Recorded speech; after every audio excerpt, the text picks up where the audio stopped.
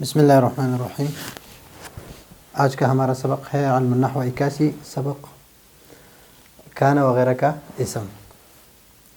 کان وغیرہ کا اسم سے مراد اس کو ہم کہتے ہیں افعال ناقصہ۔ افعال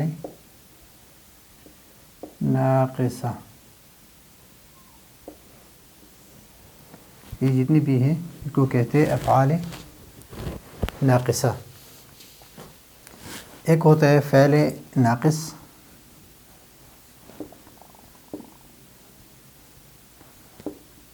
اور ایک ہے فعل تام۔ تو فعل تام جو ہے وہ فعل اپنے فاعل کے لیے وہ فعل ہے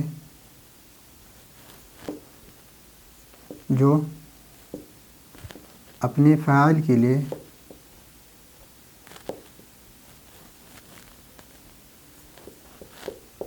معنی مصدری ثابت کرے۔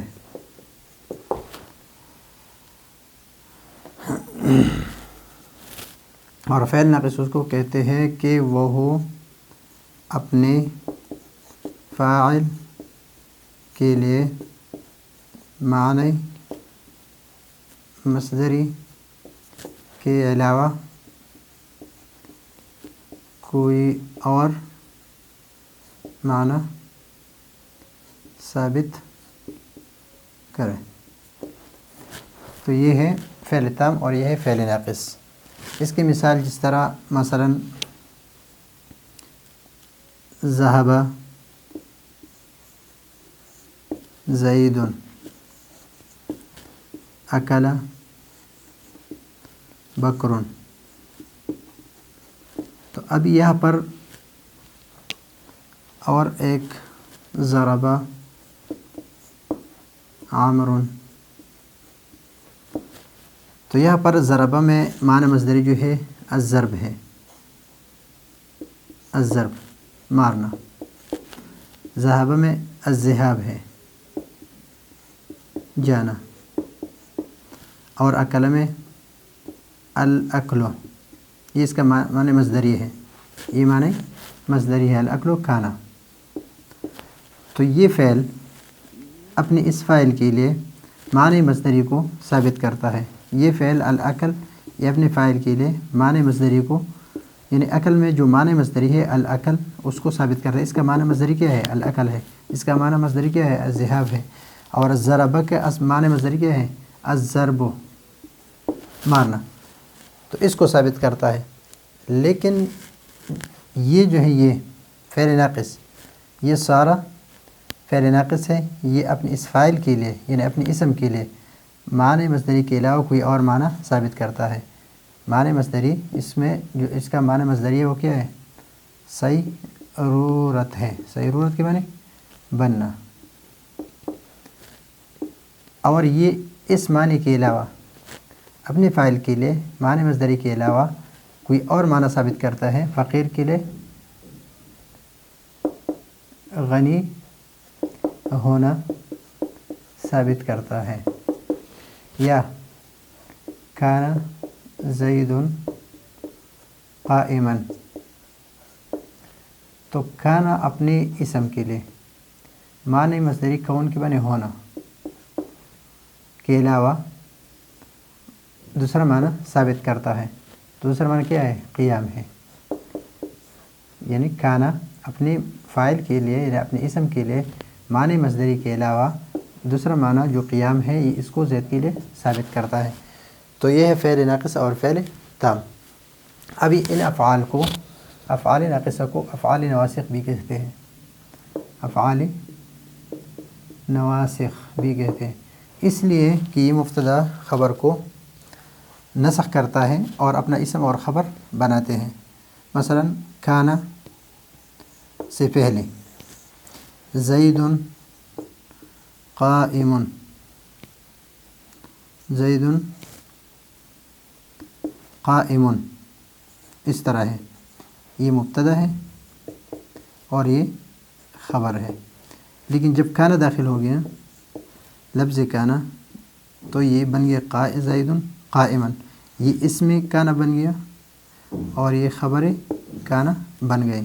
تو مبتدا خبر سے بن گئی کیا چیز؟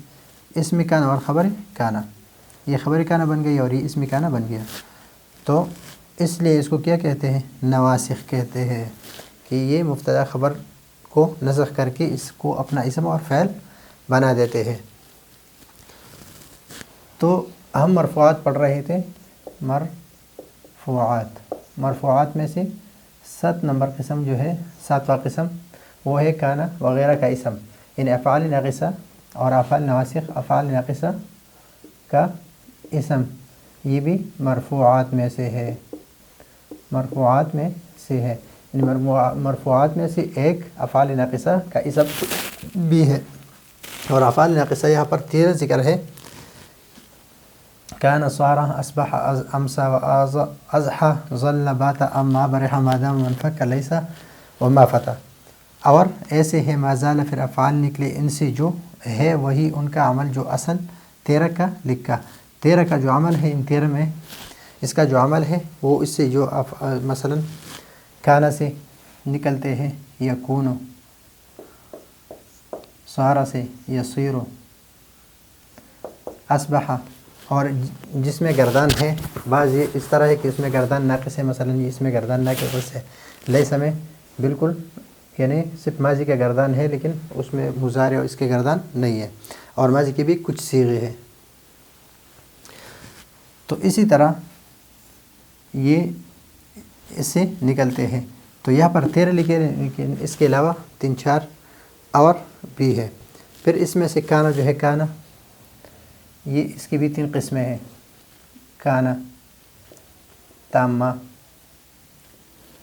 کانا ناقصہ اور کانا زائدہ، 3 قسمیں اس کی تفصیل کے لیے اگر آپ نے اس سبق کو تفصیل سے دیکھنا ہے، یہاں پر صرف ہم نے یہ پڑھنا ہے کہ مرفوعات میں سے 7واں قسم افعال ناقصہ کا اسم ہے، افعال ناقصہ کا اسم یہ مرفوعات کی قسم ہے۔ اس سبق میں ہم نے صرف یہی پڑھنا ہے۔ اور افعال ناقصہ کون کون سے ہیں؟ یہ ہے افعال ناقصہ، اور ایک ہے ما زالہ۔